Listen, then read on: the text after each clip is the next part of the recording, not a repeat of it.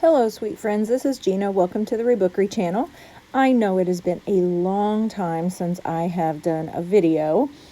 It has just been a crazy time in my life here since school started. So I want to apologize up front for being non-existent. It's just that my babies and my daytime job, my big girl job, is actually taking up so much of my time and energy, and it's good because it's what I love, and that is my career, and that's what I want to do, and I'm just having so much fun with my kids this year, and we're just doing so much great learning, but something has to give.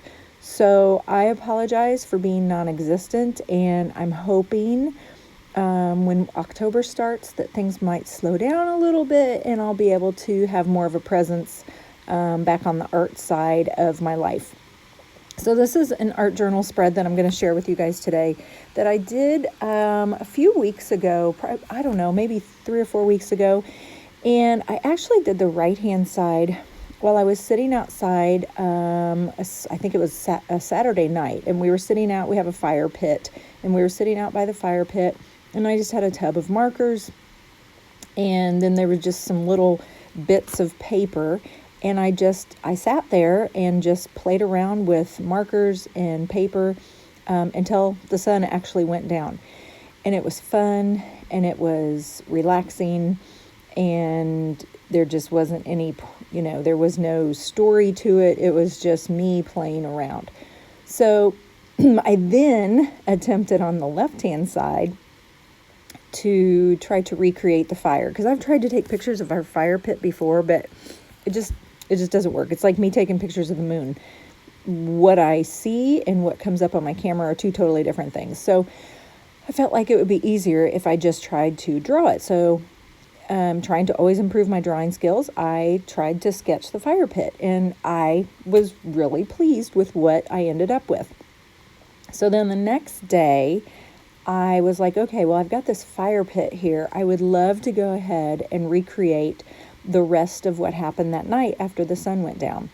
And so that's where I am right here, is I'm trying to recreate just kind of the rest of what happened as we sat around the fire and just kind of listened to music and just kind of talked. And actually, my husband is a teacher too, so when we relax, a lot of the times we don't talk. Like we just sit in silence because, yeah, that's relaxing. I feel like we talk all the time during our jobs, and so when we get home, a lot of times we just don't talk.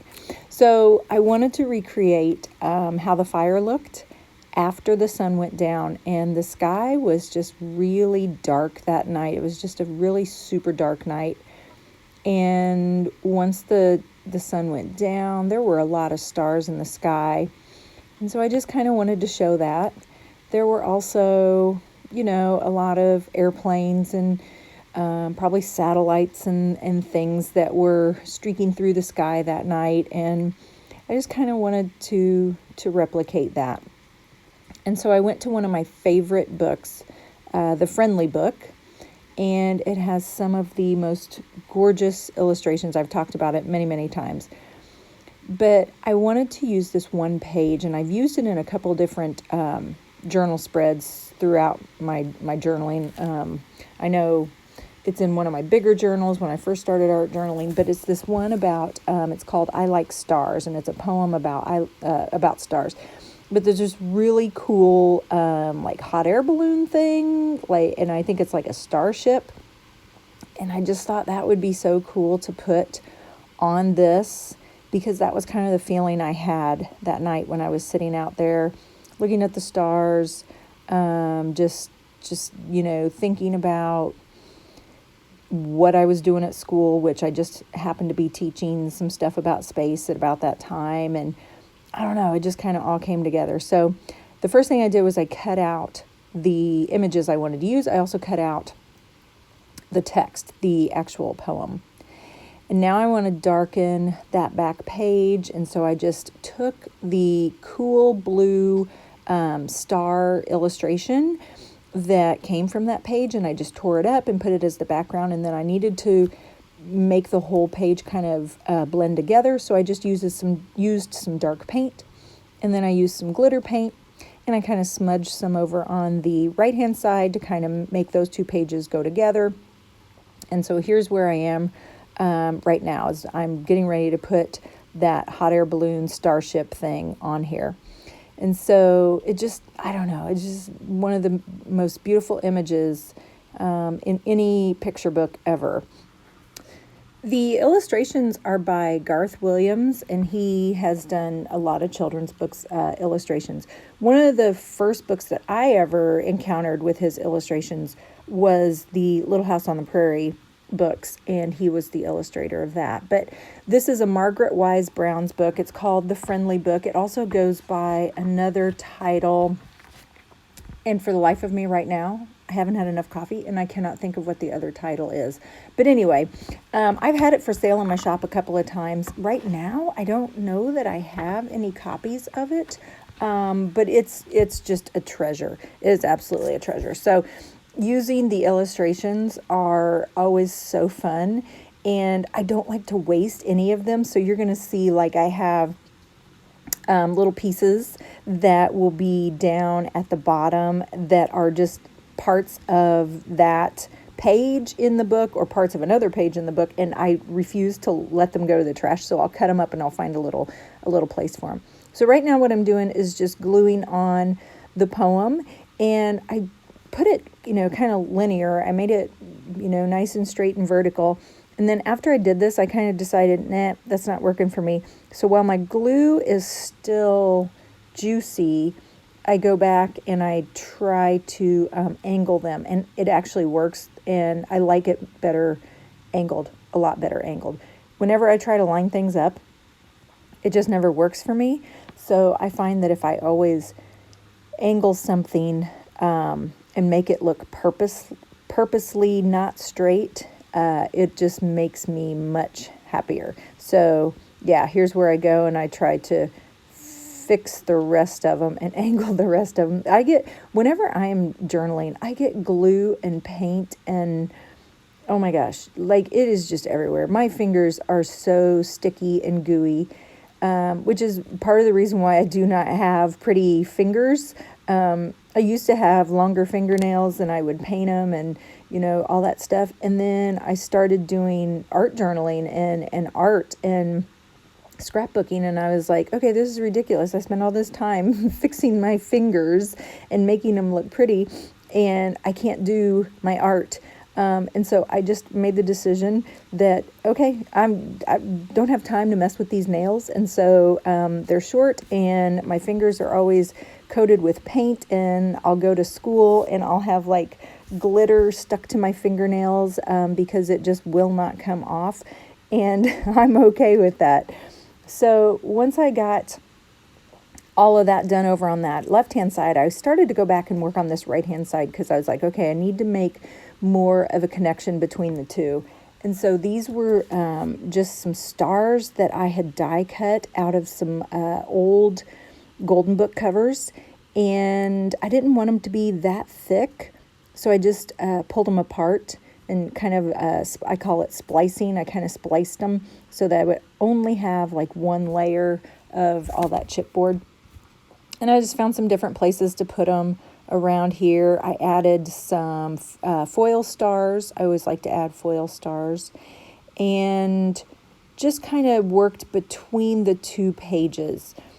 And that's a tip that I have figured out. If I'm trying to marry two different layouts or two different pictures or journal sessions, if I work on them simultaneously as I'm doing like the finishing touches, it really helps to bring them together. So it's okay that, like the left-hand side is dark and has images from books and it has text from books, and then the right-hand side is completely different. It's got like markers and colored pencils, and I think there might even be some crayon in there, and just some bits and bobs from my daily life. It's okay that they're two completely different things, because now that I go back and I'm doing like this finishing work on it, if I do the same finishing work, that top layer, think of it as like your icing on your cake. It helps to pull them together, but not make them matchy-matchy, if that makes any sense. So that's kind of what I'm doing now, and I'm just pulling out some things that I want to add some interest to by using like a paint pen. I'm going to use my white pen here in just a second. And when you're doing this, what I would call finishing work or pen work, you really have to play around with what pens will work on top of all of your paint and your layers. And I have gone through so many pens. I've ruined so many pens over the years. And, I've kind of figured out what works and what doesn't work. And like I said, I've ruined a lot of pens. I know that, Sharpies don't work for me on gesso. It just does not. That is the quickest way to ruin a Sharpie, is to put it over gesso or put it over a paint that has a matte finish.